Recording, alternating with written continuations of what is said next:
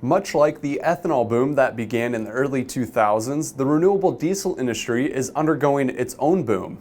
Aggressive policies in the U.S. and around the world have helped the U.S. industry grow at an annualized rate of 25% over the last 5 years. Simultaneously, companies across the sectors of the U.S. economy have announced plans to decarbonize their output, boosting demand for renewable energy.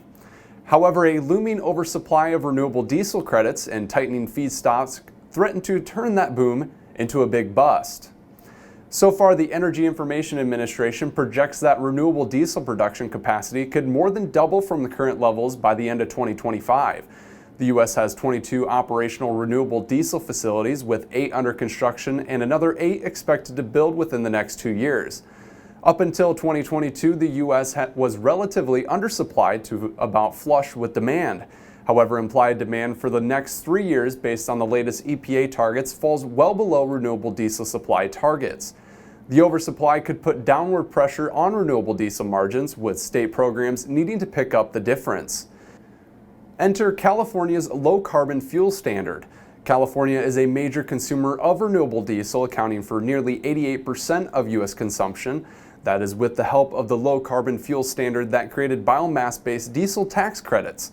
However, Bloomberg intelligence analyst Brett Gibbs says California's program has almost been too good, as the cumulative credit bank has been in oversupply since late 2021, driving the price of credits lower.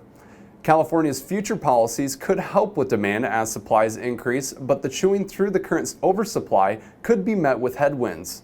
Despite the shortfall in federal policy, oilseed processors are still optimistic about the renewable diesel industry's foreseeable future. Archer Daniels Midland saw increasing demand for vegetable oil from renewable diesel during the first half of 2023. The company expects that trend to continue well through the rest of the year, with crush margins staying positive. Additionally, the company is scheduled to start up a 1.5 million metric ton facility in Spirit Wood, North Dakota in the fourth quarter. Bunge CFO John Neppel echoed that sentiment in the company's Q2 earnings call, saying that soybean oil markets are expected to remain tight going forward, given the limited crushing capacity.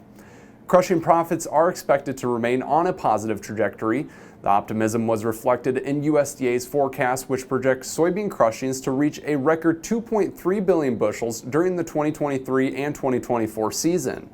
As Neppel brought up the tightening soybean oil stock market, feedstock availabilities is another factor crucial to the renewable diesel industry. Brett Gibbs says feedstock supplies are expected to fall short of renewable diesel capacity as facilities are expected to come online.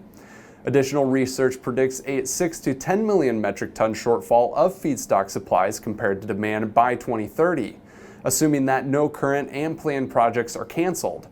Higher feedstock costs as a result of limited supply are expected to put downward pressure on already falling margins. Assessing the outlook of the biofuels industry, Bloomberg researchers identified 4 factors that will determine the industry's success. That's policy, feedstock, investment, and technology. Policy must be ambitious to secure demand. Feedstocks such as soybean oil, canola oil, and tallow must be available and cost-efficient to help meet that demand. Investments will be crucial for advancing technologies to keep the sector moving forward. Thanks for watching. I'm Dawson Schmidt, and this has been a special report on Trader PhD.